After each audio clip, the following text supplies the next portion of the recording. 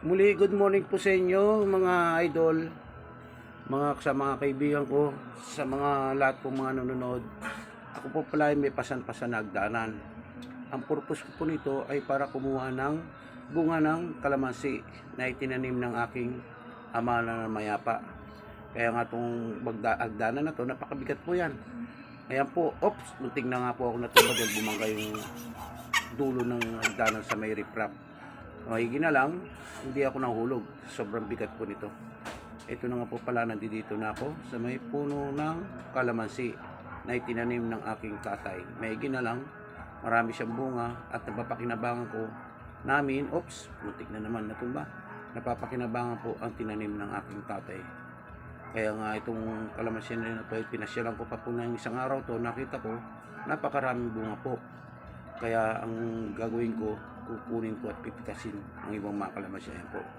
Bagamat na itong mga video na to sa puno ng kalamansi, hindi gaano makita, kasama ko pa mga apo ko.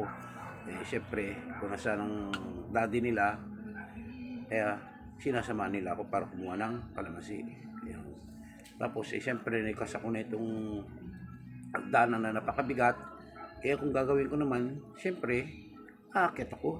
Ayan, para kumuha ng bunga ng kalamansi. Medyo alanganin, inuga-uga ko pa. Baka mahirap na sumemplang o mahulog. Mahirap na, di bali ng hindi ako makakuha, wag lang akong mapukulan. Kasi puro po bato-batuan itong area. Ayun na nga po pala. Tumba na. Ginawa ko siyempre, medyo kinabahan ako, bumaba ako. Dahil alanganin nga ang hagdanan na ilagay ko. Siyempre, gagawa na naman ako ng pwesto. Pupesto ko na naman ng panibago itong hagdanan na to. Kaya yan, pinesto ko ulit. Inuga-uga ko pa yan.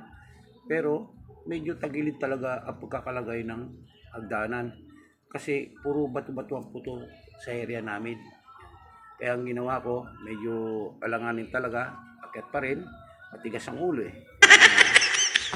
Pero nakakuha pa rin ako ng ilang piraso. Medyo talaga alanganin.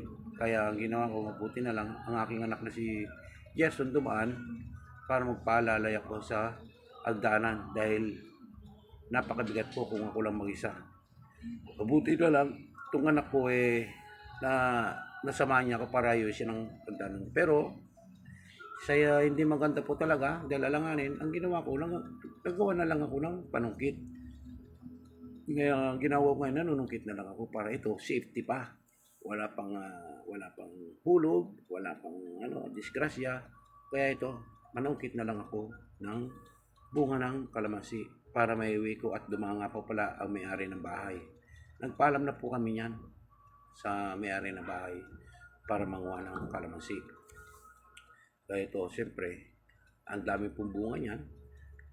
Pero hindi ko naman po inubos lahat ng bunga ng kalamansi kasi mayroon din mga nangingi, yung may bahay, baka gusto rin kumuha. Ang akin lang naman kasi, kukuha ko para maiuwi ko pabalik ng Manila. Kasi napakamahal po ng kalamansi ngayon. May lang ang aking magulang, na si tatay kong namayapa, meron siyang naitanim na kalamansi at napapakinabangan namin lahat dito sa area na to. Kaya nga po pala sa kasabihan, kung may tinanim, may aanin. At ito na nga po pala ang mga nakuha kong kalamansi. Marami pa pong naiwan sa mga puno kasi ang mga kapitbahay ko gusto rin nilang kumuha. Kaya tinira ko po ang ibang mga kalamansi. Muli, maraming salamat po sa munti kong video na ito. Bye-bye!